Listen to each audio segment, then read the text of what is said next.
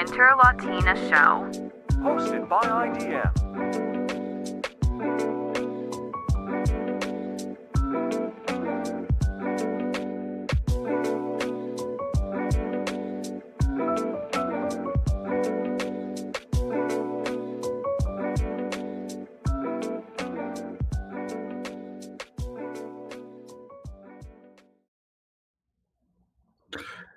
And we are not live. We are once again recording it, so we'll be speaking to you from the past. Nina, how are you doing today? I'm doing as I'm usually doing. I'm very caffeinated. I'm very sleep deprived, which means I'm ready to go, but I might crash in the middle of the episode. So just a fair warning. Welcome, guys. Welcome to another fun-filled installment of the Winter Latina Show, where we talk about difficult subjects like war and geopolitics with a little bit of humor.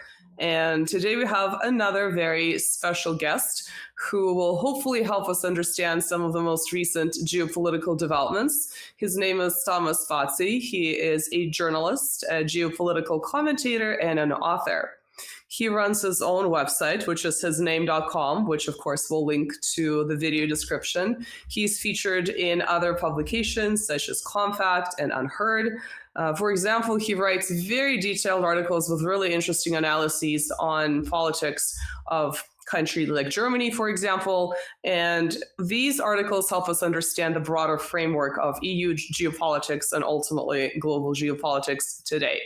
He also recently published a book called The COVID Consensus. Hopefully he'll tell us a little bit about it. I'm not sure the extent to which this topic is still censored of YouTube. We might have to be a little bit careful. But books like this are very relevant to understanding more explicitly political content and subjects that we cover on this channel and, of course, on our respective social medias. So, Marcelo, let's bring Thomas on and he'll tell us a little bit more about himself. Of course, without further ado, here we have Mr. Thomas Fazi. How are you doing, guys. Thomas? Hi. Thanks for having me, and thanks for the generous introduction. Yeah. Hopefully I didn't mess anything up. So no, that was pretty accurate. If there is anything that you'd like to add, perhaps about your current endeavors, and tell us a little bit about this book. Again, I don't know the extent to which the subject, which used to be very much censored, seems to be sort of getting uncensored, but you published it when it was still a taboo subject. Maybe we'll talk about that before we jump into sort of more broader issues of US, Russian / EU relations and the war in Ukraine, of course.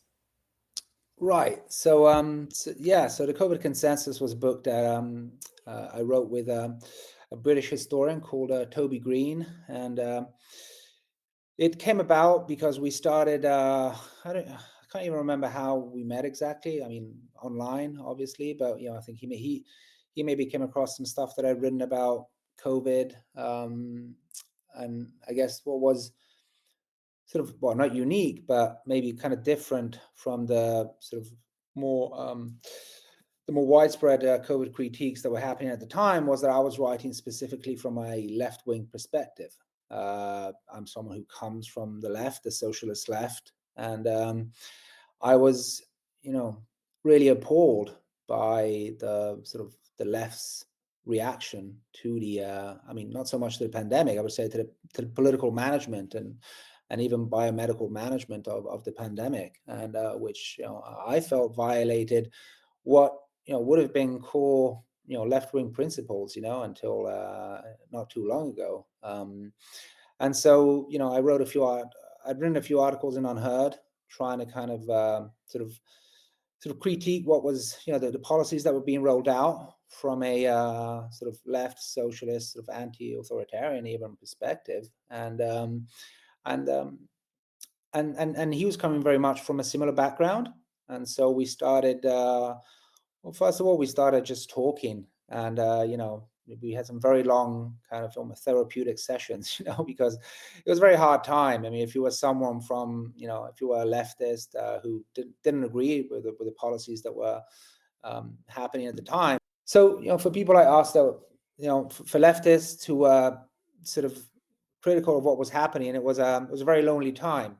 I mean, my circle of left-wing friends had already seriously diminished over the years because for a long time I've been taking positions that have been at odds with the mainstream left. For example, I've always been very critical of the European Union, which a lot of the left, I think were very deluded about, and so I'd already sort of found myself estranged from sort of the broader left family. Specifically, I mean, mostly, as far as the European Union was concerned, but on other issues as well. And of course, the pandemic just turbocharged that because, as we know, most people on the left just completely embraced the policies, and in fact, were often arguing for even harsher policies. And so, so it was just good to find someone who was coming from my same background and had my same sort of feelings about what was happening. And so that's where the idea to write a book about it all came about. And I think it really came from a sort of an almost sort of physical need to get this out. And it was very similar for the both of us. It wasn't, we didn't expect the book to have such a huge impact, especially because we all remember how hard it was to get any alternative views about the pandemic across at the time. So we really weren't expecting much. I mean, it was just more, it was really something we had to do for ourselves. I mean, just sort of, for the historical record, just so in the future, at least people would know that sort of not everyone, on the left, went along with these policies. And there were people on the left that criticized them, from what we would consider a principal kind of, left, in my case, socialist, in Toby's case, maybe more libertarian stance. So we kind of also brought, into the book, I think, sort of two different strands of left-wing thought. And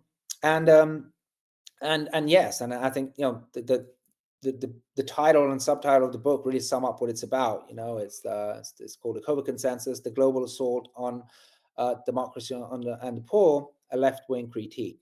And yeah, it was just sort of our attempt to analyze sort of what was happening while it was happening to a large degree.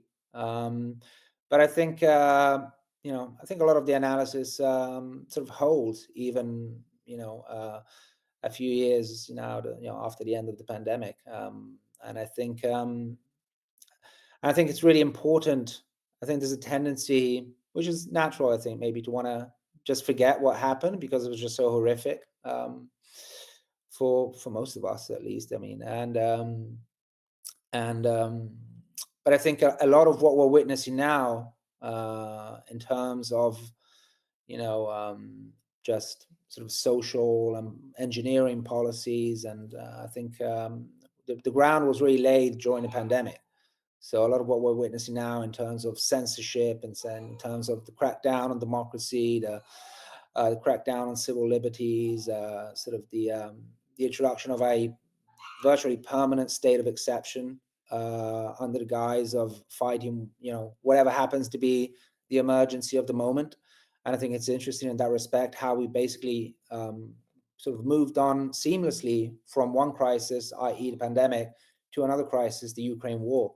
I mean, literally, really seamlessly. I mean, if you look at the timeline, it's really quite impressive.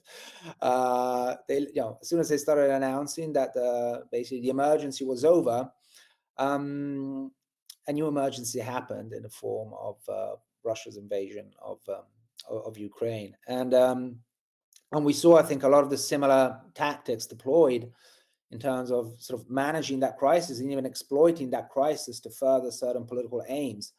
I think there are a lot of similarities, in terms of censorship, and so in terms of just trying to impose a single narrative, a single voice, and in terms of sort of the harmonization of the narrative in the media, and so on. So I think it's I think that wasn't just something that began and ended. I mean, I think that began a transformation in the way Western societies work, and which we're still living with today. And so, yeah, and so yeah. So I think it was something that we felt we had to write, and I find myself going back to it, and just to find a lot of analogies with what's happening now, really. Yeah, I think the cathartic aspect definitely makes sense to our listeners and me specifically. I have two questions. One is a clarification question. When you refer to yourself as a leftist and a socialist, are you talking about that more in a classical sense in terms of the labor left, or do you mean sort of the newer left that seems to be more focused on culture and less interested in class type topics? No, I would definitely consider myself sort of within the strand of the sort of the old school class-based left.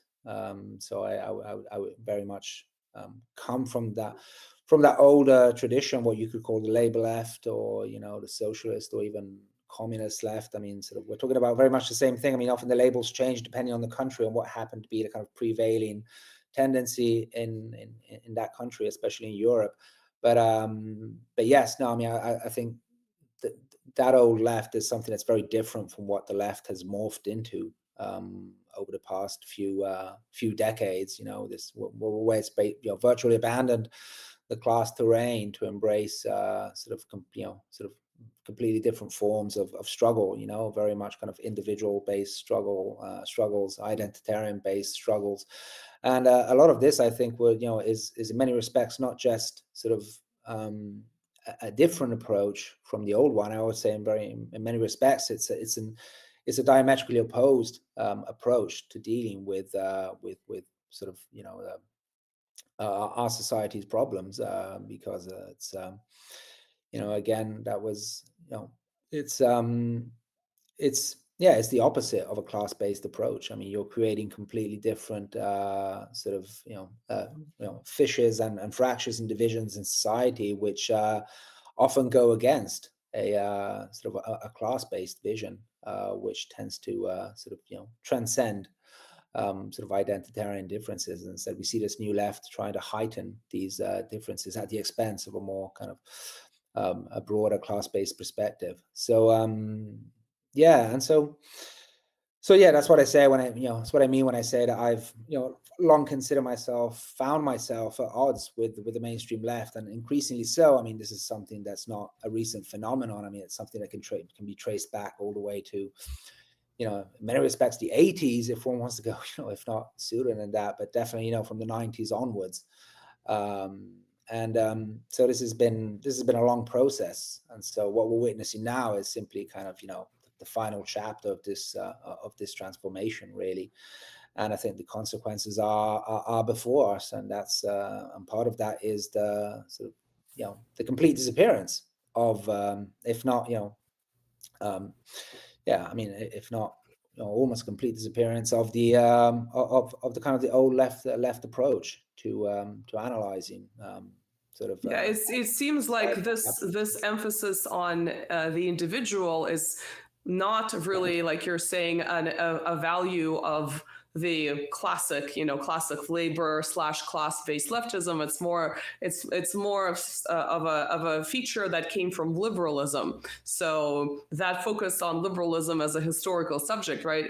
On the individual as a historical subject is really not something that's present in the left. So I think that transformation, as you're saying, it's probably something that started happening if we use periodization in the early postmodern period, which would be, as you're saying, the late 80s and the 90s. So I think your type of critique of, basically the biosocial managing that happened during COVID is definitely something that's been missing. So when you talk about that seamless transition from one crisis to the other, are you suggesting that all these different governments kind of initially took that opportunity and then used it to their benefit? Or do you think there's something more sinister, if we were to put on our tinfoil hats in terms of the way that this particular crisis, the so-called health crisis, was then used to maintain and sometimes expand certain policies that then were used during the ongoing war in Ukraine?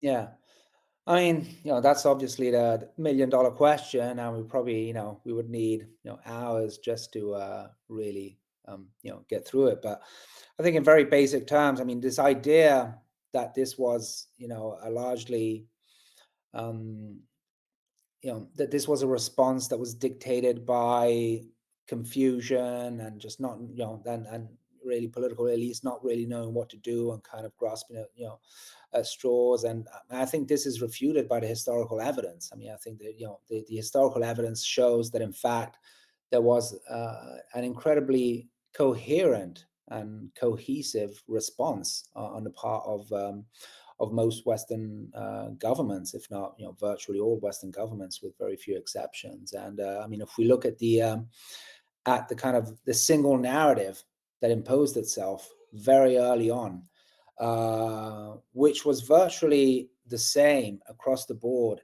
in every country. This idea that, we're facing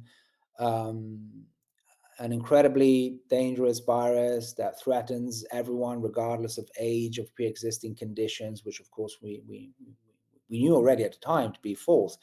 This idea that, there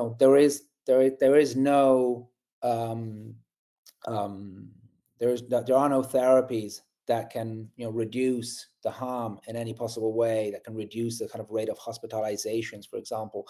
That was already known to be false at the time. The idea that, there was no other solution but to wait for a vaccine, a miraculous vaccine, and that until then there was no other solution but for countries to implement this completely unprecedented policy of national lockdowns. When you look at how, governments basically adopted this narrative in almost identical form across the board, it's really hard to conclude that this just happened. This same narrative happened to emerge organically in very different, countries and political contexts. So clearly the governments were taking their cues from somewhere, and we know that, I mean, again, if we go back, I mean, it's clear that there were certain institutions that were, driving through this narrative very early on.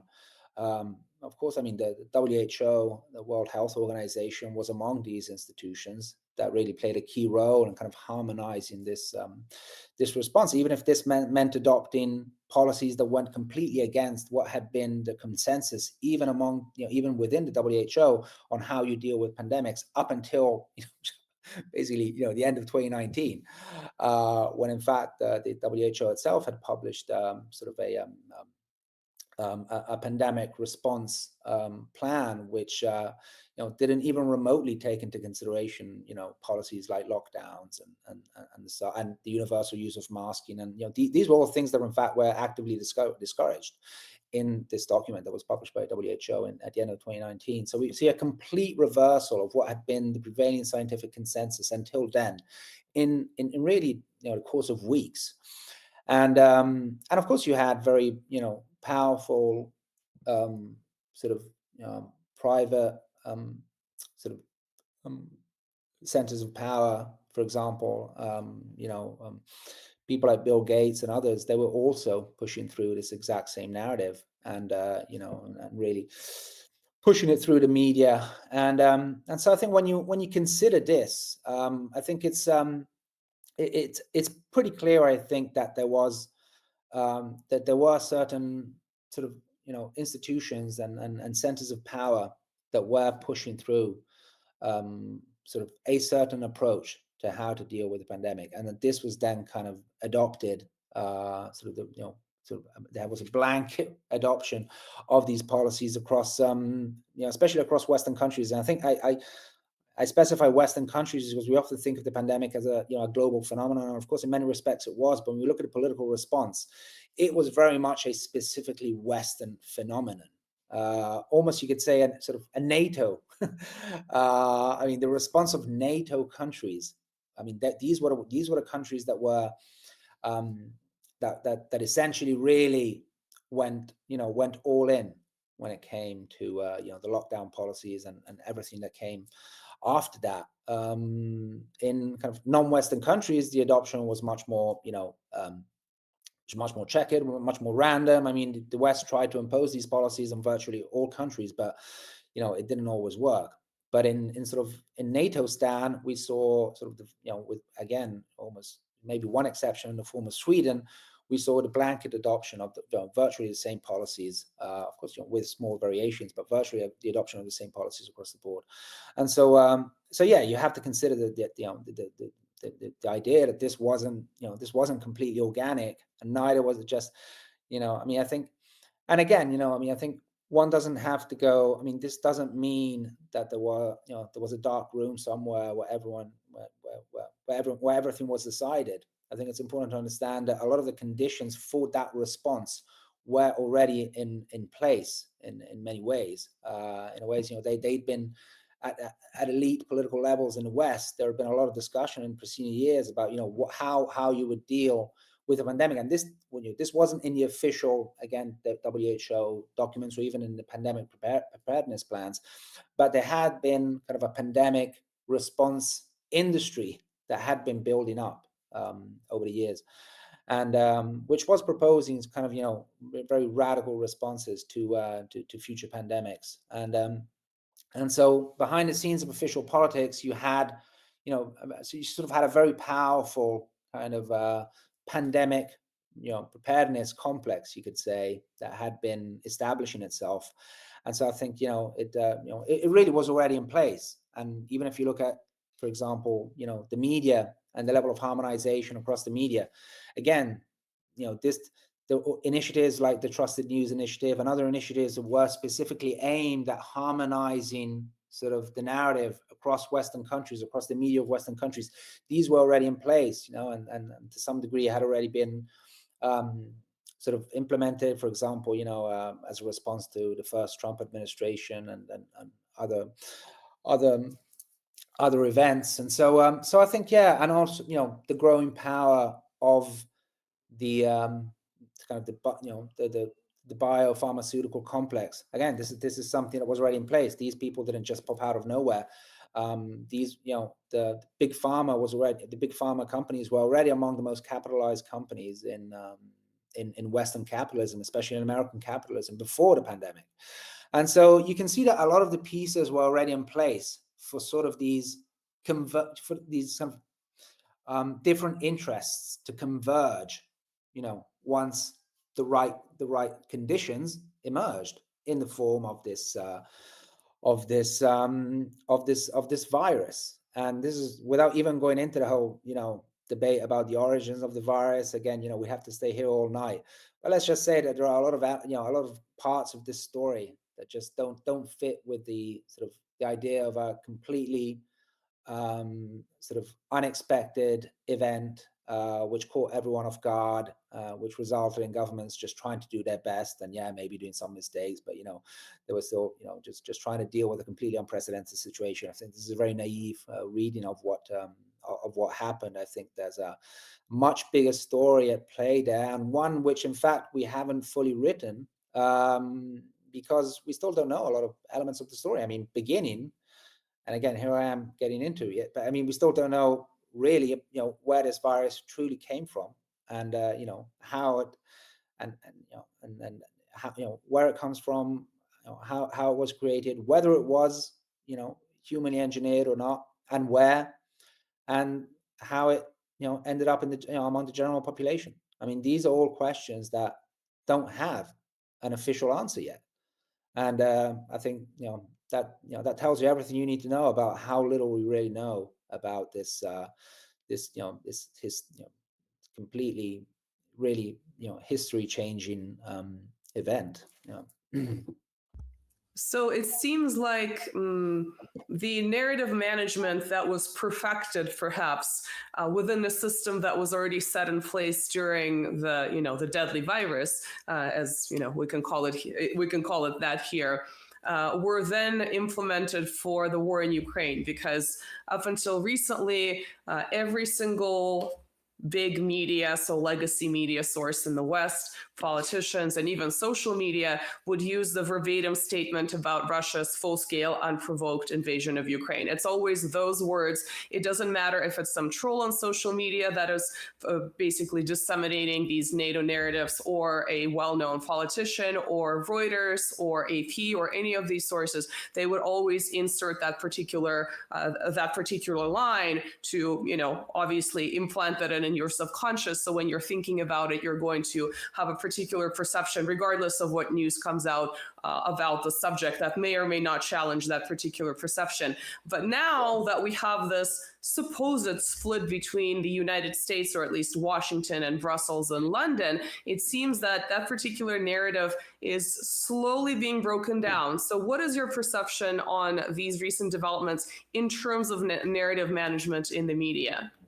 Yeah, so it's it's been an interesting few weeks. You can say that, because it's been just hilarious seeing now the most powerful and important political figure in the West say what we have been saying for the past 3 years, and what we have been censored for saying for the past 3 years, or ridiculed or attacked for, or been called Putin stooges, simply for just saying the truth about the origins of this war, i.e. the fact that it was clearly provoked by NATO. I would add, deliberately provoked by NATO. That it clearly is in a fundamental sense not a war between Ukraine and Russia, but between NATO and Russia. So it is a proxy war, if ever there was one. And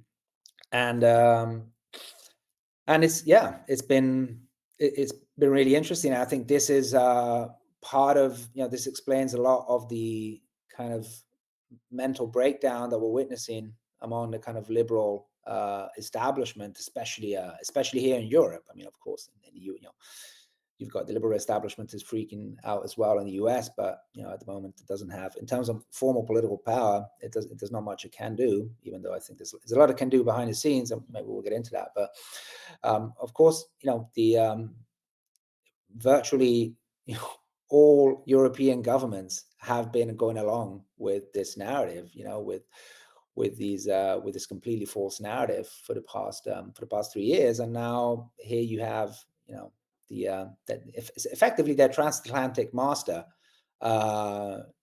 saying this is all bullshit. I mean, we've been lying to everyone for the past 3 years, and now we're gonna bring this to an end. And I think I use the term peace derangement syndrome to explain a kind of hysterical reaction of sort of the European political / media establishment, but especially the political establishment. I mean, it's just been unreal to witness. I mean, not that I had very high expectations from the current crop of European leaders, but what we've witnessed over the past few weeks is just, I mean, it's been really hard to stomach, even for someone like myself. And I think when trying to analyze the hysteria, I think there are different levels that explain this kind of insane reaction of European politicians. I think there's a psychological level. There's a level that relates to sort of their immediate material interests, and then there's kind of a deeper level that relates to the kind of behind the scenes transatlantic politics. And so we can very briefly kind of go through each one.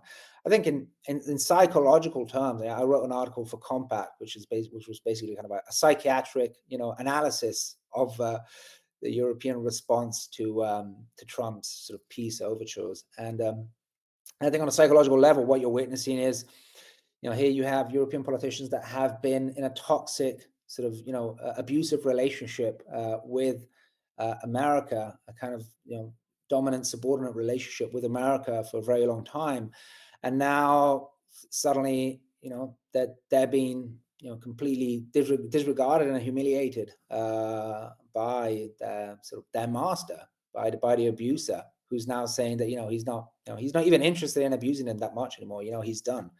And I think what we're witnessing is something that psychology has been long studied to explain how people react to toxic relationships and abusive relationships. Often your reaction is you suffer an identity crisis when that abusive relationship comes to an end, and in some ways you try to almost regain your abuser's love in some respects. And I think that's kind of, on some level, that's what we're witnessing. I think a complete shock at the at the idea of this toxic, abusive relationship coming to an end, because a lot of abusive relationships means that the abused has to completely sort of nullifies their identity. And so now this is what we're witnessing now, a political class that realizes that they have no identity. This is why they're going through this massive identity crisis.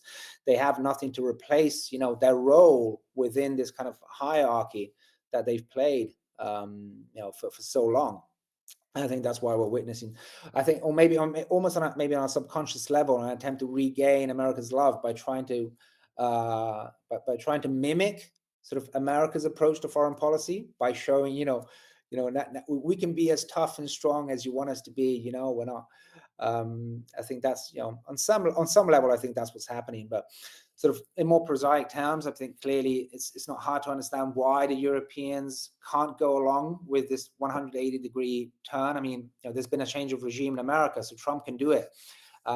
He's devised this, very easy and somewhat very simplistic narrative. It was all the fault of the previous administration. Now I'm coming along and I'm solving this. Of course he can do that, but as I would say, as sort of very simplistic as that narrative is, but the Europeans can't do that. I mean, they just can't do a U-turn on this, because they've invested so much in this war. And they're already suffering from a pretty sort of deep and serious crisis of legitimation and consensus in Europe. And for them to admit that this was just that not only have they lost the war, but in fact they would to admit that they were the ones that were responsible for starting this war in the first place, a war that contrary to America, which one may argue has gain some at least short-term benefits in sort of economic and even geopolitical terms from this war, Europe has gained nothing. I mean, Europe has only lost from this war in every respect. Economically, geopolitically, strategically, it's been a complete disaster that has again, unlike America, really reverberated across society. It's had a very deep and serious impact on sort of the everyday life of people. It's been who have been really carrying the burden, or the economic burden of this war. And so the Europeans can't let go, at least not from one day to the next. I mean, that's just something that's not going to happen. And I think more in general, they, again, and this relates to the kind of notion of the state of exception that we were talking about earlier, or this kind of permanent state of emergency. So long as there are sort of very heightened tensions with Russia, they can keep justifying their grip on power. They can keep justifying sort of cracking down on democracy, cracking down on civil liberties, cracking down on free speech, because we're at war with Russia, and war, and the creation of a fictitious external enemy has always been, the last resort of desperate elites. Americans have been doing this for a very long time, and now kind of the Europeans are trying to clumsily sort of go along with the same playbook. I mean, it's the standard neocon playbook.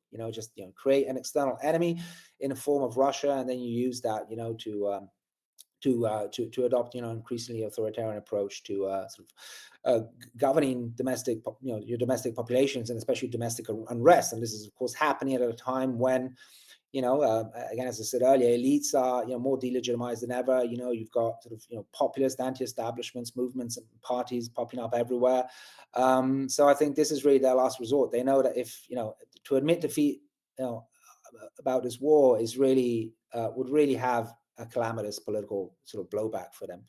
And I think, and then lastly, I think we also have to consider the possibility that the Europeans aren't acting alone, but are in fact acting in coordination with sort of factions, I would say the liberal globalist factions of the US deep state, which are still very much, sort of entrenched. I mean, it's not like, again, the American power system is a very complex one. It's not something that, Trump's, taking a sledgehammer in many respects, to the current power system, to the existing power system at least, but that takes a long time. So we have to assume that a lot of the entrenched power structures that were in place, until 2 months ago are still clearly in place. And I think these are very powerful factions within American society, and I think we have to consider the possibility that they are sort of acting in coordination with the Europeans and even pressuring the Europeans in a way to continue this war, and also using the Europeans to try to disrupt Trump's plans. And and that includes, of course, the Democratic establishment, because I mean, I would consider the current sort of European leadership sort of almost a subsidiary of the U.S. deep state. Many of these politicians in Europe were essentially, cultivated in vitro, by the U.S. deep state, and I think that also explains why they're adopting policies that are completely irrational from kind of the perspective of Europe's objective, core economic security and strategic interests, because on some level they're globalists, and so of course they're not beholden to any notion of national interest. But I think more in general, we have to consider that they may actually be playing for the other side, or for a faction of the other side. And I think that's this is something that my next piece in Unheard will be about this. And I think that's a fact that I think that we have to take into consideration. So to some degree, what we're witnessing, I mean, this simplistic narrative of sort of Europe versus the US, I mean, it's complete bullshit. I mean, this is more of what we're witnessing is kind of an epiphenomenon of a sort of a struggle, I would say, within the US establishment itself and the transatlantic establishment more in general. But of course, the US has always been the core of that sort of transatlantic elite. And a lot of those power systems are still in power. All the think tanks that influence European politicians, all the Atlanticist think tanks, I mean, they're still out there, pumping out propaganda. The media, the English language media is still out there pumping out propaganda. And then you've got all the, very deep linkages, operating kind of at the stay behind level of Western security and intelligence agencies. These networks are all still in place. I mean, they don't just disappear because, there's been an election in the US. And so I think these are the three main factors, I think, to try to kind of explain what's going on in Europe. But I think the most paradoxical aspect is that at the end of the day, I think they'll end up going along exactly with what, to some degree, both factions want. I think what we'll end up with in the short term is, America disengages from Ukraine, and the Europeans pick up the slack for a while, even maybe continuing the proxy war for a while remaining in a Cold War standoff with Russia. I think that's an outcome that's agreeable both to the deep state faction, because it keeps the pressure on Russia, but it's also agreeable to the Trumpian faction, which gets to disengage from Ukraine, while continuing to reap the benefits of a Europe that will remain more sort of geopolitically and economically dependent from the US than ever, precisely because it has no intention of reestablishing kind of relations with Russia. So the paradox is that, at the end of the day, I think they'll settle for a solution that is actually quite in line with what Trump, expects from them. And this, of course, includes, the massive rearmament of Europe, much to the benefit of the US military-industrial complex. So I think it's very much a charade, I think. It's super interesting that you mentioned this abusive relationship, because just in the last few weeks, I had a couple of shows in my channel where I talk about this, and even with other people. And there's been a perception that the abuser was, but that concerning NATO, that the abuser was actually Europe, and not the other way around. So what I came to realize is that there is actually a bilateral abusive relation. It's not as simple as just one abuser and one abused. It's depending on the perspective, it can be one or the other. So I even had a show yesterday where I was where I called batting with the other bottoms. I cannot say the A word. Which basically it looks to me that as you just mentioned now, it's amazing that the United States needs to disengage, and this is clear, water clear. The United States needs to disengage from Ukraine and have its own stuff, but does not want Europe to disengage from Ukraine. And actually looks more like, the British plans, like the old times British plans, that it's actually pushing Europe. Like we had this article from the Telegraph yesterday saying that, well, it would be super fun if Germany built up its army again and protect Europe.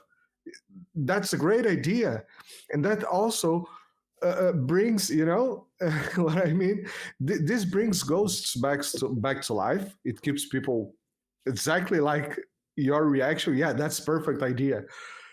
And at the same time, why not?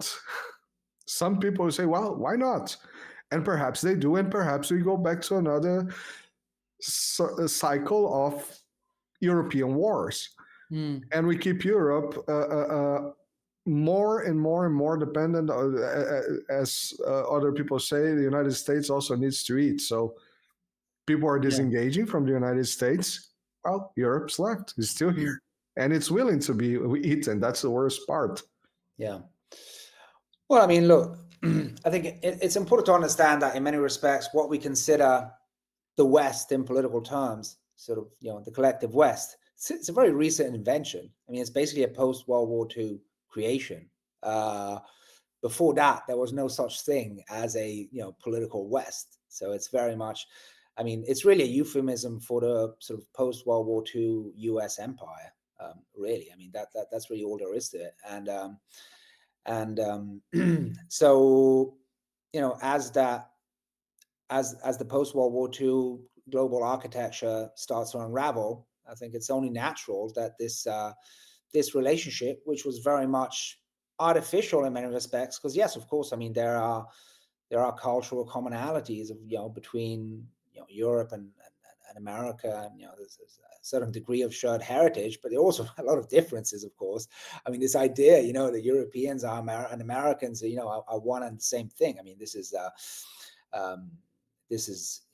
just completely complete bullshit. I think this idea that Europe and America have a sort of a shared destiny and will have until the end of time is really very much an illusion, and especially a European delusion, I would say, which is really bought in. I mean, Europeans have really bought into this idea of the West as a community of values. I think the Americans have never really believed it. I mean, they've used this rhetoric, but to pursue, sort of in a very kind of cold, brutal way, their national imperial interests, and including Ukraine, of course.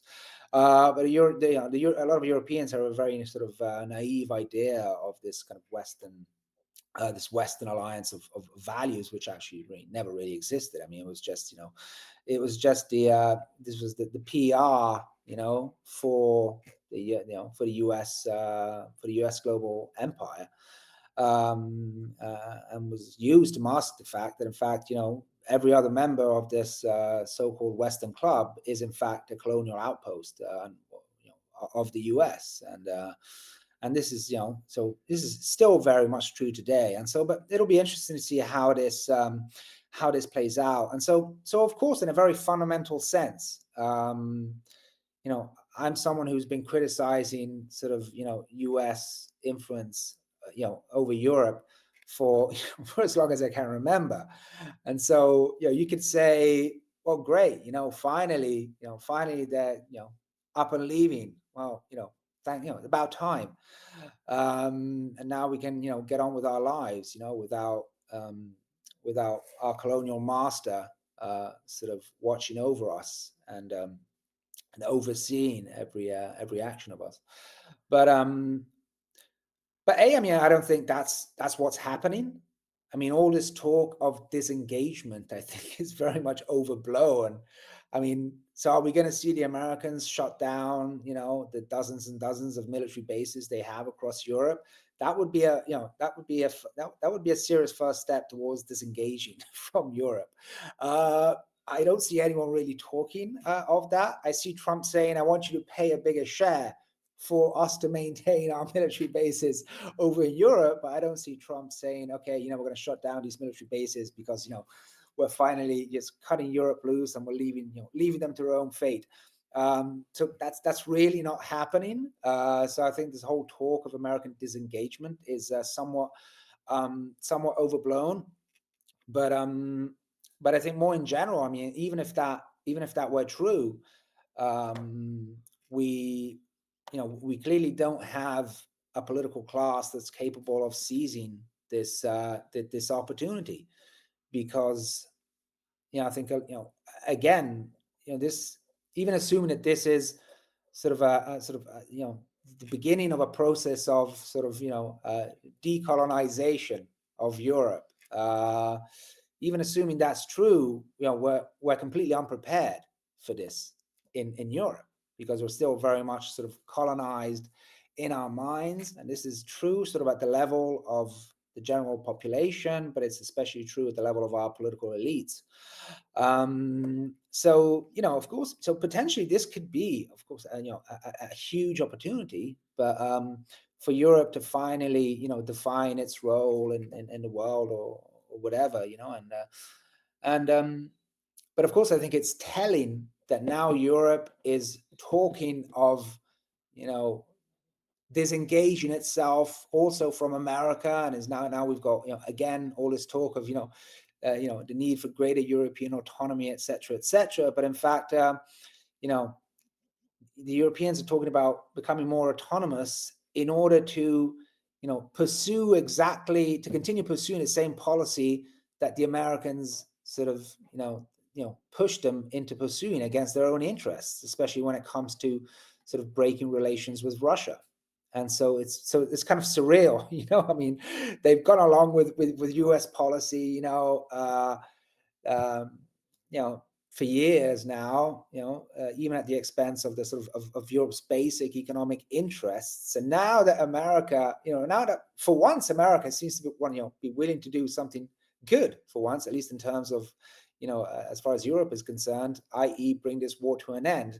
Now you see them stumping their feet, and taking this grand stand to actually, no, we're going to continue with these policies that have been so destructive for Europe. And so really it's a charade of autonomy. And of course, I mean, this is, I guess this is a trauma we'll have to go through. I mean, so in a way, this is I guess this is part of the mental decolonization, I think, of Europe. So if it brings us one step further, sort of to people realizing that this kind of the Western alliance was always an illusion, really, then we might be able to see a silver lining in all this. But in the short term, there's I don't see that that this is going to benefit Europe in any possible way. I mean, the short-term reaction is going to be increasingly insane and increasingly unhinged because of all these various factors that are sort of that are playing out at the same time on a sort of political, psychological, and deeper sort of transatlantic level. So I think it's very dangerous times. I mean, I don't not because I think there's a risk of sort of a war breaking out between European countries. I mean, I think a lot of the again, a lot of this talk about rearmament, I mean, I think it's a lot of it is really just talk. I mean, I think there's they have to they have to talk big, they have to talk loud, because this is a way of desperately sort of hanging on to power and clinging on to power for a bit longer. But I don't think they're serious. In fact, I think an interesting thing about European sort of politicians is that I think they're actually terrified of actual politics, politics with a capital P, because they haven't been engaged in actual high stake politics for so long. And so I think, that they're putting on, a tough face now, but I think, they're shitting themselves because they haven't engaged in actual politics for so long. Because what European politicians have been doing for so long is just delegating all the important decisions to foreign actors and supranational institutions. I mean, today all the economic decisions in Europe are taken in Brussels and Frankfurt, and well, I mean, until yesterday, all the major foreign policy decisions were taken, well, actually also in Brussels, but in the NATO headquarters and in Washington. So I think this is a lot of this is just it is really just talk. I mean, I think they're really just kind of winging it, and just I mean, it's day to day for them. It's day to day survival. I don't think there's any real long term strategy. And I think a lot of them, I think, are acting so boldly because they're not really acting alone. I think they feel that they've got their backs covered by certain sort of very powerful factions within the transatlantic establishment, including on the other side of the Atlantic. And so I think that's partly where the boldness comes from, but we'll wait and see. I mean, I'm not afraid of, Germany, rearming and, reconquering Europe or anything like that. I think, even those fears are overblown, but I think they will use this to, I mean, my greatest fear. And again, why this autonomy is going in a completely different direction. So a crucial part of Europe, sort of becoming autonomous and independent again, is getting rid of the European Union, which has been the greatest constraint on sort of European sovereignty and self-determination for a very long time. Of course, this is the opposite of the narrative. We've been told for years that we needed the European Union to become more autonomous from the United States. Again, this is all part of the this is the sort of the for dummies version of post World War II history. In fact, the EU has always been an appendage of American power, really, and really one of the core centers of the liberal globalist sort of elite, the transatlantic elite in Europe. You've got sort of two core centers of power. You've got NATO and you've got the European Union. So long as the European Union exists, I mean, Europe is never going to be free, because you can't be free, if you're ruled by an oligarchic technocratic empire that doesn't really respond to anyone, and that has no democratic legitimacy whatsoever. So the first step would be, to get rid of the European Union and to rebuild a new political and even security architecture, but based on sovereign nations, collaborating among each other. People say, oh, that's going to lead us, how can you, that's never going to work, and that's going to make us more fragile or more, that's not true, because I mean, it's again, the historical record is clear. I mean, Europe, taken as a whole, was still, and European politicians, European countries were much more sort of autonomous in many ways in the 80s, before Maastricht, than after the creation of the European Union, which has really weakened Europe economically, geopolitically, and psychologically as well too, as well as just being a complete bulldozer sort of that's been used against democracy in the European Union. So the first step would be to get rid of the European Union. But again, we're going to do the exact opposite direction. So the European Union and the European Commission in particular is once again going to use this crisis to further centralize power in Brussels. In fact, it's already doing it. So we're going to see further centralization and further concentration of power in what is the most dangerous institution in Europe today, which poses a much greater danger to Europe, than Russia or any other country, and that is, the European Commission, especially under von der Leyen. So, potentially a very fertile moment, and one that could be, rich in opportunities, but in fact, I think we're going in the complete opposite direction, and in many respects, it couldn't be otherwise in the short term. Yeah, on this channel, we've discussed the post-war Marshall Plan and the connection to the roots of the European Union. And I think sometimes, exactly as you said, it blows people's minds that contrary to the official propaganda of having the European Union as sort of this extra pole on the map that is a counterweight to the US, that in fact the situation is very different on the inside. I'd like to weigh in a little bit on that abusive relationship comment, because it's so interesting. And of course, I am one of those lay people that has an armchair interest in abnormal psychology. I think it's very valid to use this comment and this comparison between the abuser and the abused, but I think we have to be a little bit careful, because the other dimension is the way that these European leaders treat their own public. And in that case, the roles sort of switch, and they're the ones gaslighting and abusing the population. So there's sort of the miniature abuser, perhaps, compared to the US, whereas the way the public is being treated has all the markings of, if you were to use abnormal psychology, has all the markings of a victim of abuse as well. So I think that dimension is really important to point out. And sometimes you see this particular comparison taken too far. I saw a similar comparison used in terms of Trump being this massive narcissist and Zelensky being this poor victim. Although, him being an actor, I think that sort of by definition means that he has some narcissistic traits, without even looking at the way that he treats his own population through mobilization and so on and so forth. So yeah, I think we have to be a little bit careful in this regard, because there's this other dimension. Okay, so thinking about this, I read your article that's called "The Pro-War Party Has Won for Now," which was, I recommend for everyone who's tuning in right now to go and check it out, because I think one of the important features of that article is the question of responsibility. You frame that article along the lines of the Zelensky-Trump spat in the Oval Office, which has been well publicized, but you talk about the question of responsibility, where the way that the current American foreign policy, or perceived foreign policy coming from the Trump administration, is operating is to basically blame everything on the past administration. And you try to explain that the situation is much more complex, much like you were talking about these different factions within Washington.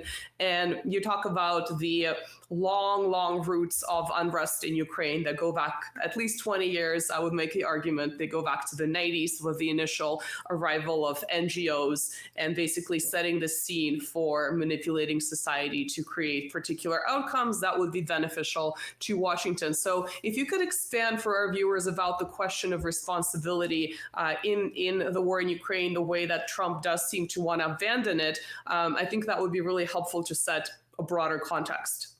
Yeah. So I mean, I think we all appreciate Trump's attempts, at least, to bring peace in Ukraine, and one shouldn't underestimate just how important that is. But at the same time, I think one has to remain sort of, I think, aware of all the limits, I think, in Trump's approach. And I think what we're witnessing now, again, we've been talking about the responsibility of the Europeans, and and possibly even of factions within the US deep state, and the Atlanticists and this and that. I think, and of course Zelensky himself, he clearly doesn't want the war to end. So there's responsibilities all round, but I think I think Trump bears a share of the responsibility, even for the fact that we've got to this point. I mean, he really had the wind in his sails in terms of bringing in terms of initiating this peace negotiation with Russia. And yes, of course, you had people that were criticizing the fact that the Europeans were being shut out and the Ukraine was being shut out. But fundamentally, I think Trump really had the wind in his sails for a while, for a few weeks. And I think the pro-war party was really at a loss, was really struggling to respond to this. Yeah, we remember, Macron convened a bunch of, European leaders in Paris, some weeks ago, but that really didn't go anywhere. I mean, it was forgotten the next day. Usual platitudes about we'll support Ukraine for as long as it takes, but everyone kind of. I mean, they were really struggling to regain. The pro-war party was really struggling to regain some control of the narrative, and I think, look at where we're at now, where I think it's hard to disagree with the idea that the pro-war party has very much regained control, at least of the narrative, and to some degree of the policy in Ukraine, and I think you know, and this is largely a result of this, you know, now famous standoff between Trump and Zelensky last Friday, and and I think, you know, this is, I mean, the kind of the idea, you know, that you would want to, that it would somehow make sense insofar as your goal of reaching peace is concerned, to just publicly berate and humiliate Zelensky in that way. You know, I remember a lot of people, you know, especially on the kind of, you know, anti-war crowd, you know, were cheering at that and saying, you know, that was such, that gave me such great satisfaction, you know, and this is, and I'm sure they're popping, you know, they're popping the champagne in Moscow. And I wrote an article, like, I think the same night, saying, wait a minute, you know, hold your horses. I'm not so sure that this is actually somehow conducive to peace. And I got a lot of pushback for that. But I think, I mean, I don't want to say I was right, but I mean, look at where we are now, 1 week after that event. And the scenario has, you know, very much changed, where for now it seems like, you know, the war is going to continue, you know, and there's only so much, you know, that Trump can do. I mean, even I'm not saying he's not genuine about his desire for peace, but I mean, at this point, yeah, I mean, he can do more in terms of, you know, taking away, you know, aid and, you know, military support for Ukraine, especially, you know, satellite support. But at the end of the day, I think, you know, I think that was a big misstep in diplomatic terms. I mean, that really, you know, you literally handed onto a silver platter exactly what the Europeans and the pro-war party needed to sort of, you know, justify, you know, this full-blown attack on the peace negotiations by saying, look at, you know, this is, you know, he, you know, look at how he's treating, you know, this our hero Zelensky, and of course that's all bullshit, you know. I mean, but that's the narrative. That's still the overwhelming narrative, especially in the West. And so, you know, you got to keep that in mind.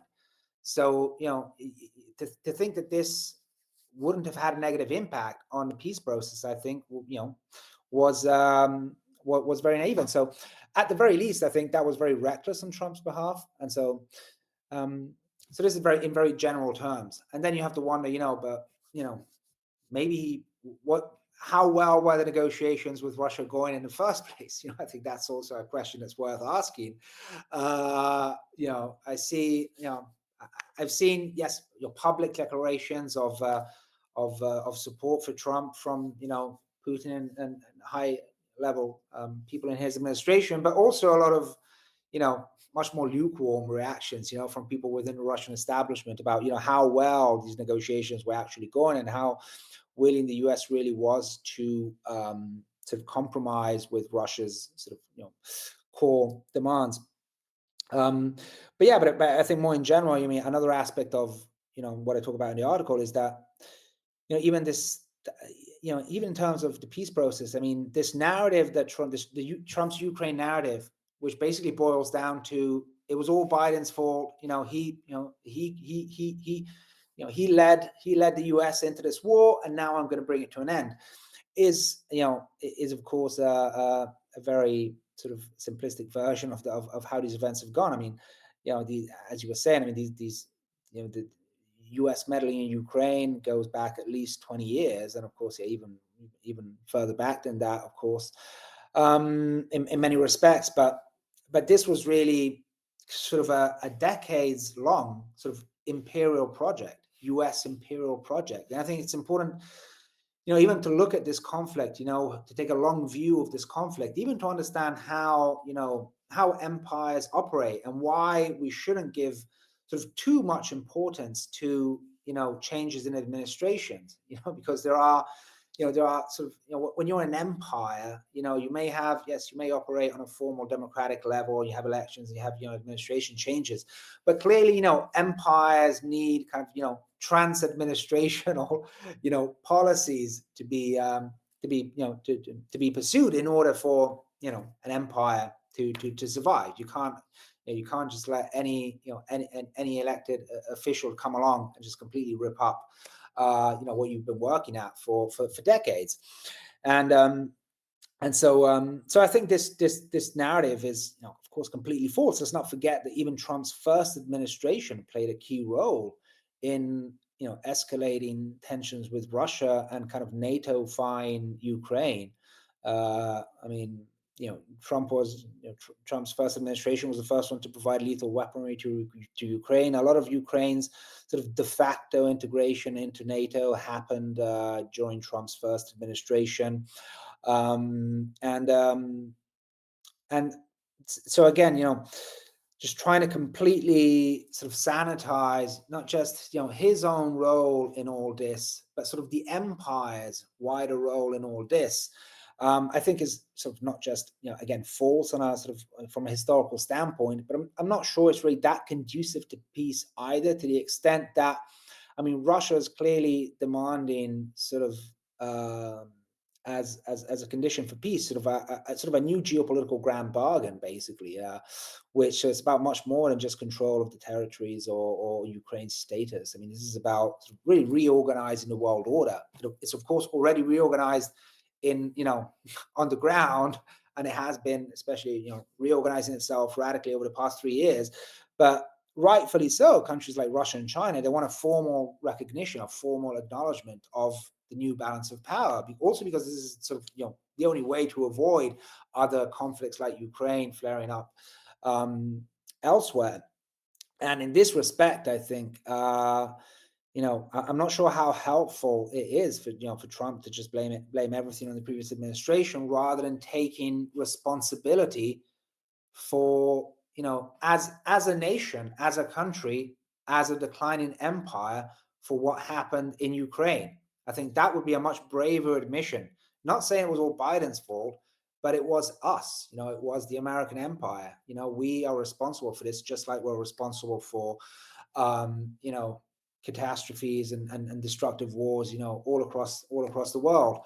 And so this is really a kind of change of paradigm that I don't see this administration ready to do. And maybe it's also expecting too much from Trump. I understand that it's hard for an empire to do this kind of self-critical and self-reflective thinking, but to a large degree it's kind of what is needed if we want to survive this global transition without without complete catastrophe. And so this is still a very dangerous situation. So I appreciate, I think a lot of Trump's instincts are positive. He's got a kind of a basic realist understanding of politics, and that's positive. So at least he's abandoning the kind of falsely value-driven approach of the Biden administration, a kind of liberal internationalist or liberal globalist approach to international politics. But still, that's not enough. This is an important first step in sort of favoring this transition, but in itself is not enough. So I think when I focus on the history of Ukraine, and it's more than just wanting to put the historical record straight. I really think that we need a much deeper reckoning at the level of the US and at the level of the West more in general, if we want to get through this very dangerous moment. But it's not. I think all the dangers are still there. I think it's I think it definitely would have been worse under Biden. But again, if you look at it in sort of imperial terms, again, maybe we shouldn't overestimate. That the decision to wind down the war in Ukraine is entirely down to Trump.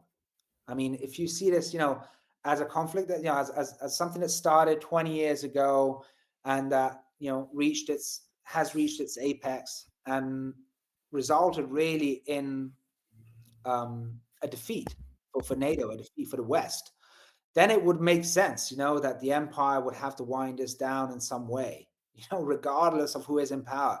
And so I think maybe, looking back at this, assuming that we managed to bring this war to an end, we'll look back at this and maybe we'll focus less on, the individual administrations and even Trump himself, but we'll see this as the natural arc of an imperial cycle, which would maybe have come to an end, regardless of Trump in one way or another. It might have taken longer, but. Yeah, I think the consistency of US foreign policy since the dissolution of the Soviet Union especially is really important to note, regardless of the administration. It's sort of like once the system is set in place, it sort of starts replicating itself regardless of who is, at the helm, at least officially. And I think the other interesting thing, or probably the most obvious thing, is Trump is simply winning short-term populist talking points when he blames something on the other administration, because America is quite partisan, especially these days. It's very split. My last question of the day to you is about one of the interesting features of the Trump administration is the fact that it's more involved with the media and even social media.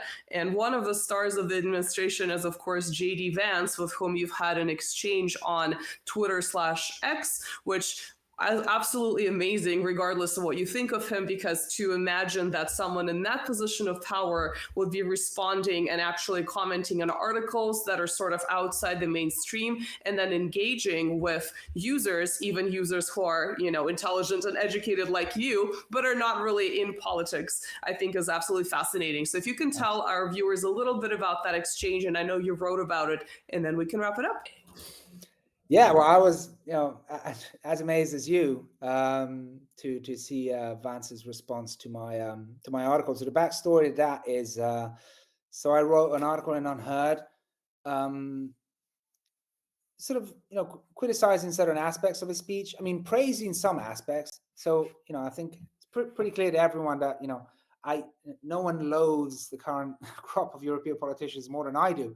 And so, of course, I appreciated a lot of what Vance was accusing them of, of being, a bunch of, anti-democratic, petty tyrants, and engaging in censorship and even canceling elections. So, I mean, I couldn't agree more with that part of his criticism. But again, and this kind of relates to my criticism of Trump's sort of Ukraine narrative, I think there was a lot missing from there, and that was the extent to which a lot of these policies were, in fact, transatlantically coordinated. And in many cases, I would say it was the Europeans that were taking the cue from the Americans, not vice versa. So, Vance specifically hones in on the cancellation of the elections in Romania. Absolutely shameful episode, which isn't over, by the way. But again, to sort of place the blame for that primarily on the Europeans, I think is very disingenuous, because I mean, my reading of it is that I think the Americans and the State Department played a much bigger role in that than Brussels, or at the very least, I mean, the sort of the attack on Georgescu was coordinated transatlantically. I mean, it wasn't just. I mean, so and there's none of that in Vance's speech. And all he does is mention, and of course the same goes for the censorship policies which Vance criticizes. I mean, a lot of those policies were driven by the U.S. itself, and of course, Vance does mention in his speech, he does say yes, and the Biden administration also engaged in censorship. But again, it's this narrative of, it was all the previous administration's fault. And again, he really doesn't sort of expand on the extent to which the Biden administration really was also, driving these, a lot of these policies, or was one of the driving forces behind these policies in Europe. And again, it's not, I don't want to defend, European politicians, but I think, we need, again, we're only going to get out of this, if we really, get the big picture. And so that was the gist of the article, and incredibly, Vance, a couple of days later, responded on X to my article, sort of voicing his disagreement with my analysis, and basically say, I think this, it's kind of an unfair analysis, because, I do mention that, the Biden administration also did some bad things. And so, I responded to that saying, yes, I realize that. But as I was saying, I mean, this is about, it's not just about what Biden was doing in America. It's about the role that the Biden administration played in also driving these, the same policies in Europe and coordinating with European politicians. But more in general, I think, what I said is that, if we are in this situation, it's also because because the US has been meddling for so long in European politics. So now to turn around and say, oh, look what, look how shit your politicians are. Yes, of course they're shit. But I mean, that's also because, you've been breeding politicians like the ones that we have now, not just under Biden, for decades.